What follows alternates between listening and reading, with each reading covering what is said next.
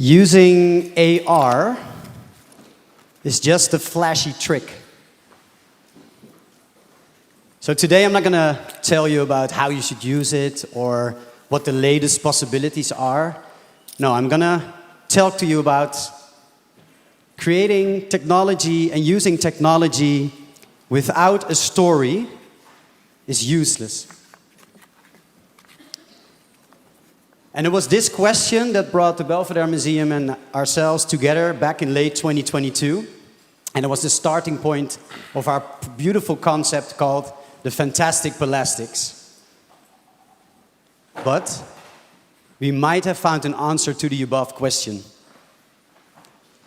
My name is Peter Meere. I'm the founder of a creative agency called The Brandfather. We are based in the Netherlands, in Amsterdam. And we specialize in creating future-proof brand experiences. And today I'm alongside Mr. Wolfgang Bergmann. He is the CFO of the Belvedere Museum here in Vienna. And together we are going to talk to you about how we integrated AR in the museum space, but also how we connect it to a strong creative storyline. But before we do that, I want to invite Mr.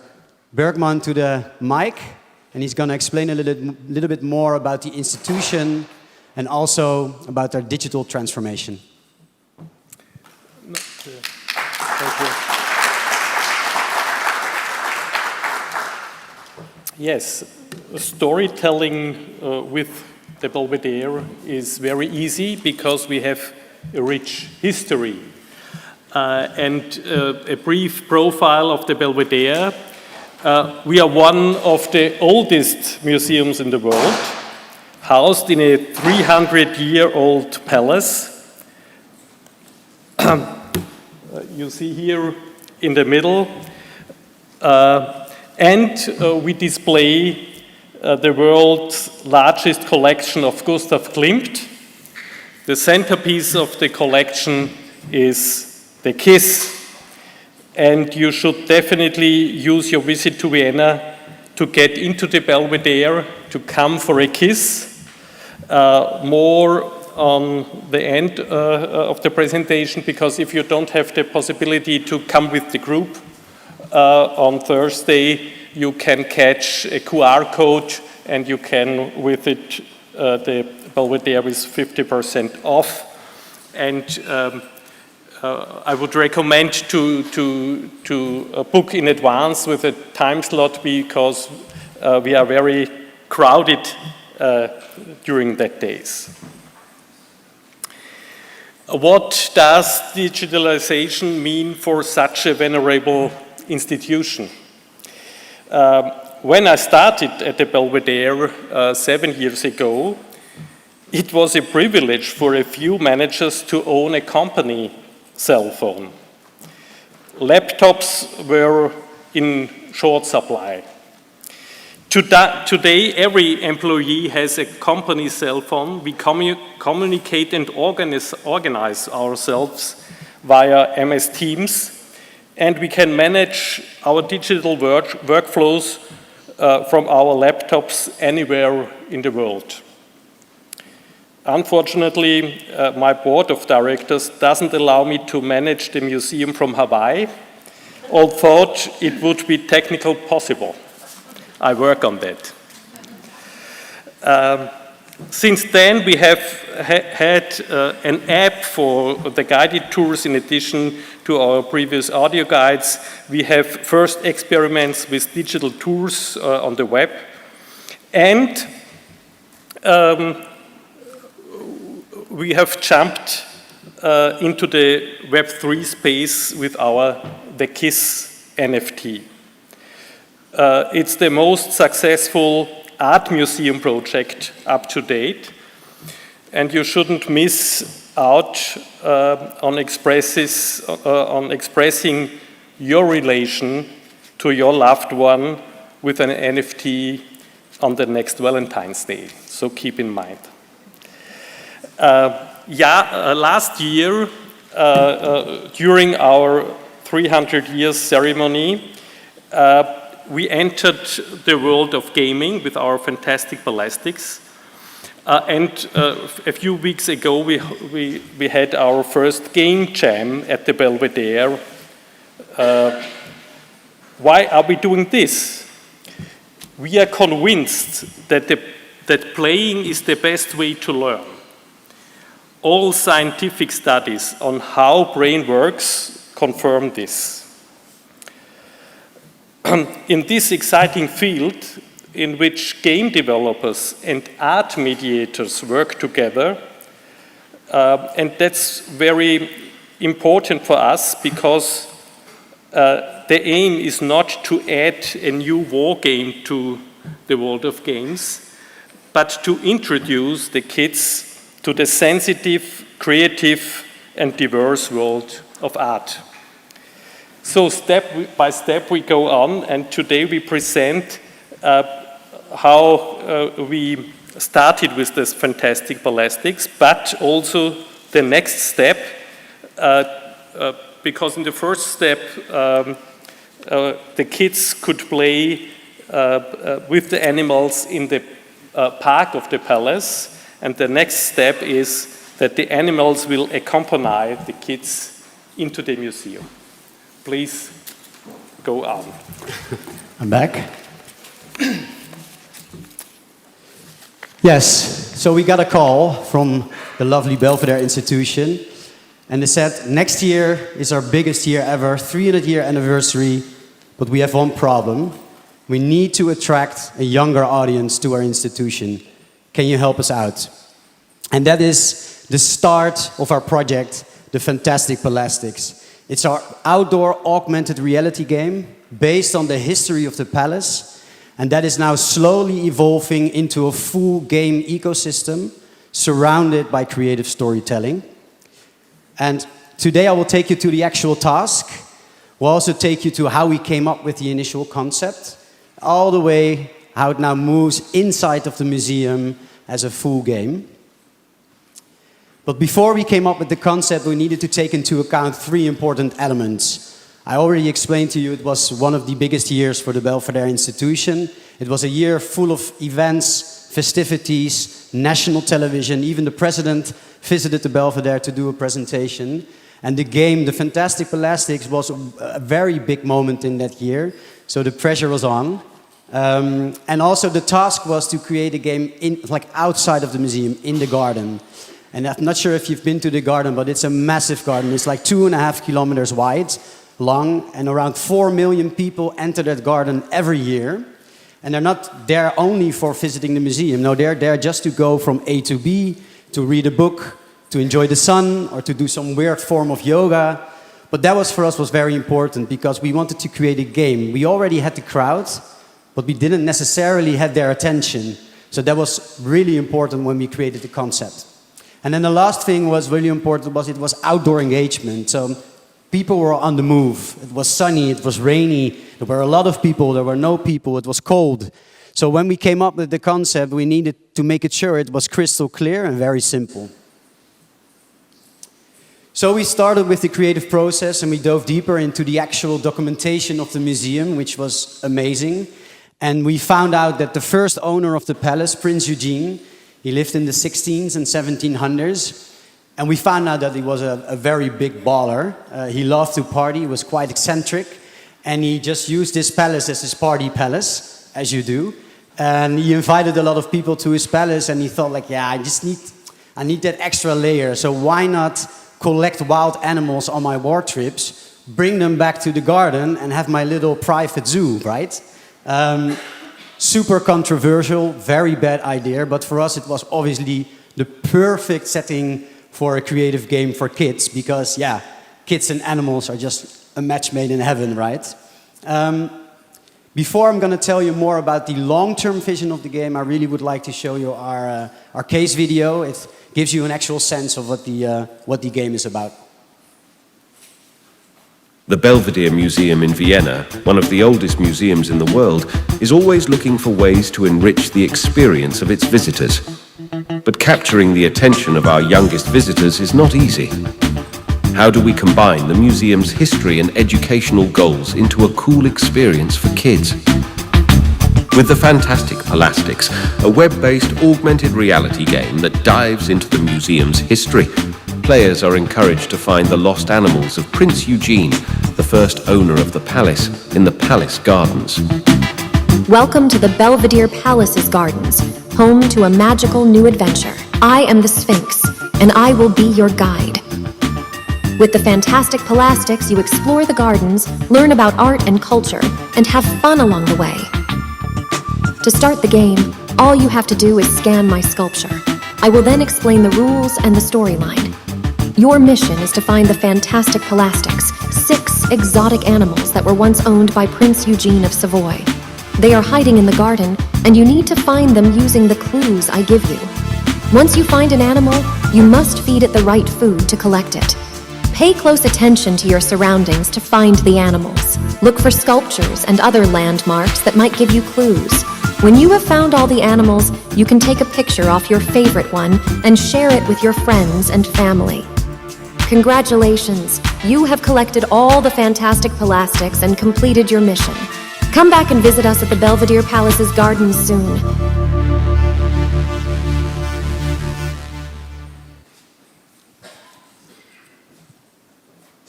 Yeah, none of this could have happened with the Champions League team that you see here. I've introduced the first 2 already, but I really want to give a small shout to Orb Amsterdam. They're sitting right there. And I always call them our technical magicians because, yeah, we can come up with cool concepts and cool animals, but they still need to be brought to life, right? And that's what they do, so I'm very thankful for that. And last but not least, also our great partnership with Niantic, which you obviously know as the creators of Pokemon Go.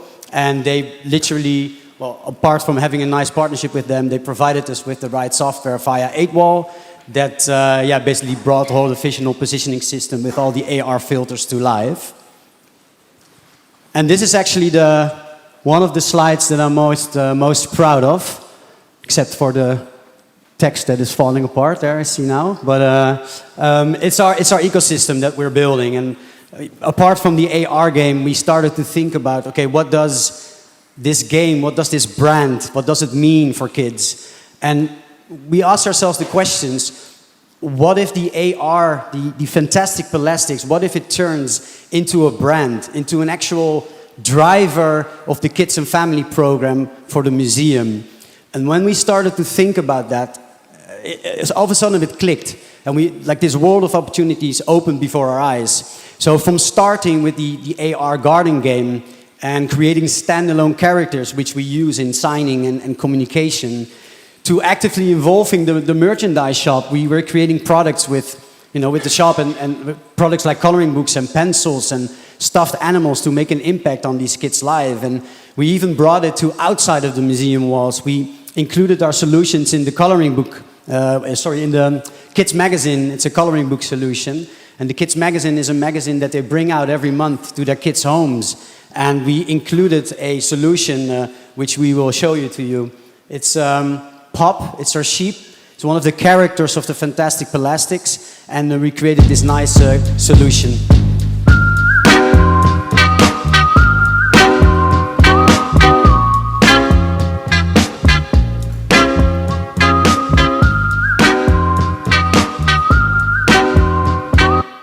So very simple. Yeah, kids could just draw it in their own color, scan the QR code, and then bring it to life in 3D. And it's just the enthusiasm that kids get when they see this. It's just super cool. And that was always our vision, is to bring the game outside of the museum and to make an impact on their lives. Slowly moving into the next level, which I'm about to show. Talk about some few learnings. I think the biggest learnings for level 1, take your time and test. I mean, we created a kids game. We're not kids. So the first thing we needed to do is we invited a very big group of kids from the staff, lemonade, tart. We gave them a big A4 stencil. They're just playing the game and write down what they liked and what they didn't like. And that helped us enormously in further shape the game. Also, if you look at the concept we created back in 2022 and you see what's happening right now, massive difference. So we needed to be really, really flexible. And I think the biggest learning for us, and also with the help of the Belvedere institution, is to really think big. I mean, we are creating a brand, an ecosystem, and not only an AR game in the garden. And that brings me to the next level.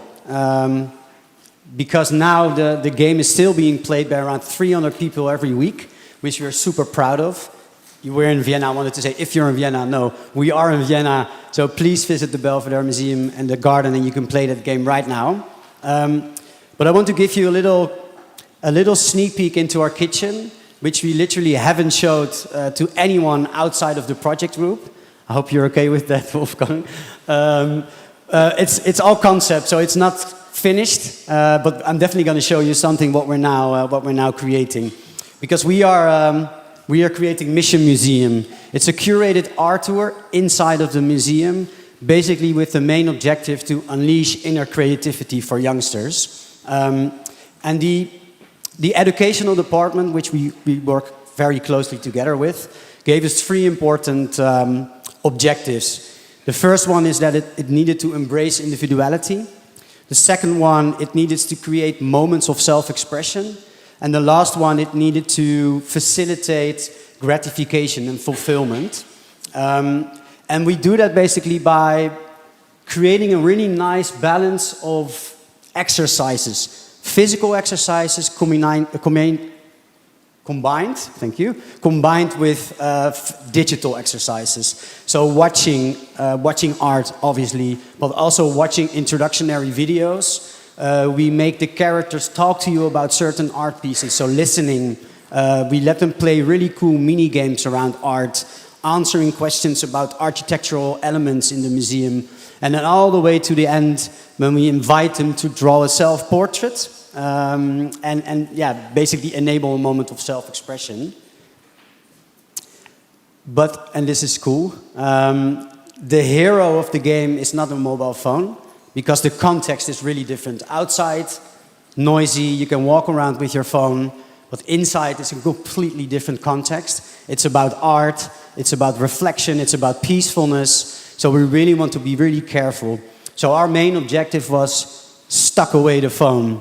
And that's very difficult, you know, if you want to talk about AR or digital experiences. But I think we found a really nice solution. And that is this beautiful physical game map that we are about to create.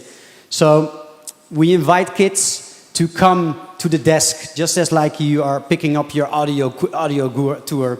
We invite them to come to the desk. We give them, not this one because this is a draw obviously, but we give them a very nice designed game map. They scan the QR code and they start their educational journey around the museum. It's what I said, it's a combination of physical and digital exercises, all the way to the end, which you see on the on the left top, where we finish in the museum shop. They hand over their game map, they finished it, and they get a special reward. And we very curated the tour, and we did that because of a couple of reasons. Because we want to have complete control over the length of the game, kids' games and attention. Length was very important. But also we want to control the crowd a little bit. You know, there's the kiss, the most important painting. We want to control the crowd so that we have control of where people are moving, but also our educational goals. We need to exactly pinpoint where we want to learn the kids what. And then it brings me almost to the end. This is our timeline, which we started as a bold question in 2022, attracting younger audience to the museum, all the way to scanning the sculptures in the gardens, to making the AR filters, to actually launching the garden game, testing, and now we're in full development, and we're about to launch in February 2025 with the museum mission. So I think I started the presentation with technology is useless. Still believe that, unless you connect it with the right story and make a really emotional connection with your audience. And then last slides. Please visit the Belvedere. It's beautiful. They have a really nice exhibition running now. The garden game is free. This is a nice discount code if you want to, if you have time and you want to visit. And if you want to talk to me for reasons, then scan the QR code on the right side. And yeah, I will invite you for questions. Thank you very much.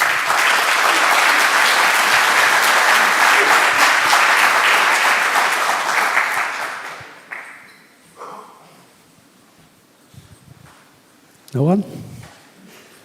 Okay. Thank you very much. Oh, yeah. I can give you this one, or you can run to the mic on the...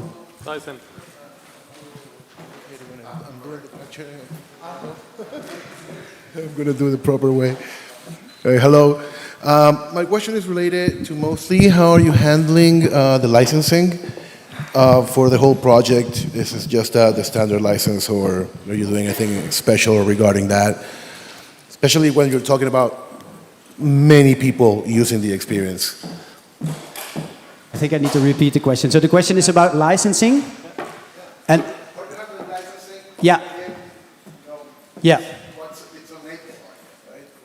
Exactly. Yeah. So we're having a license with 8wall that basically enables us to make use of the software, and we renew that every year, and that makes sure that the game could be free. So everyone that's in the garden that could just scan the QR codes, make use of this software, make use of the gameplay. That's basically. I hope that answers your question a little bit. Okay. Thank you so much. That's been fantastic summary of your work here at the Belvedere, and I encourage everybody to go check it out. And I particularly want to thank you both, Peter and Wolfgang, for talking to us about the importance of really making culture relevant to today's audiences. So let's give one more hand of applause for our gentlemen today.